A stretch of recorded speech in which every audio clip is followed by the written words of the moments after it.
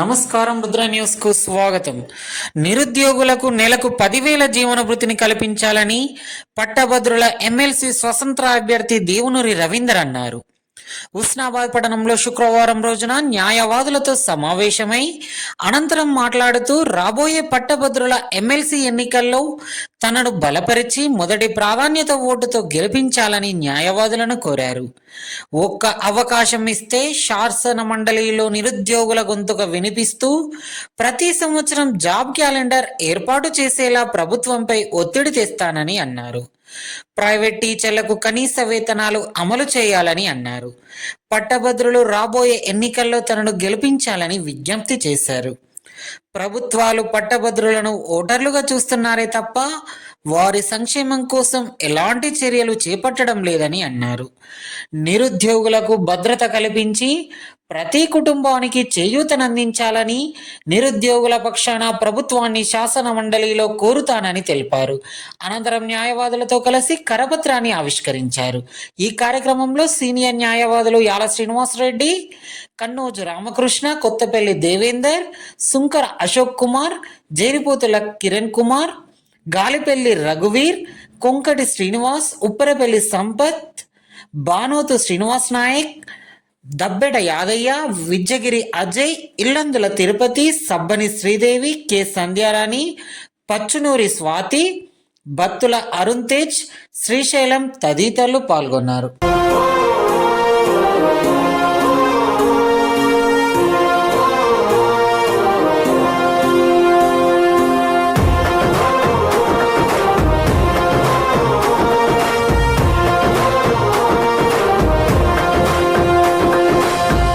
గడపన పొద్దునువై వెలుగులు పంచుదవో, ఆకలి కడుపుకు మెతుకునువై ఆకలి తీర్చుదవో, పోరాటాల చెండనువై సమరం నడుపుతావో, సాయం అంటే ఆ క్షణమే అమ్మై కదులుతావో, బిగిసిన పిడికిలి నువ్వై అడుగులు వేశావో.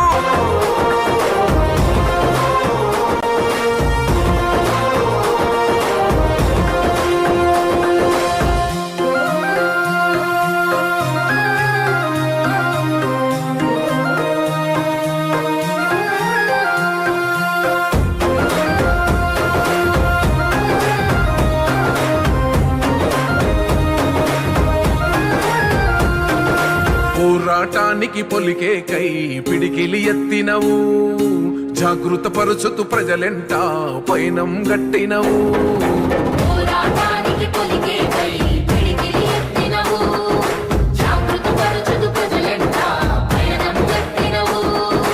ఉరిమే ఉరుమై నిలిచినవో,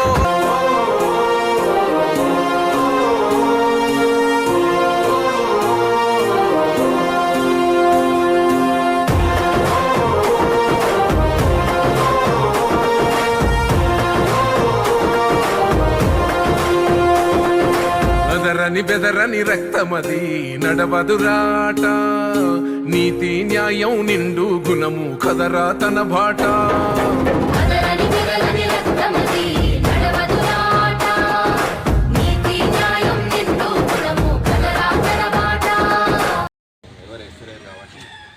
అందరూ మొదటి ప్రాధాన్యత ఓటుతో నన్ను బలపరిచి గెలిపించగలని ప్రార్థన.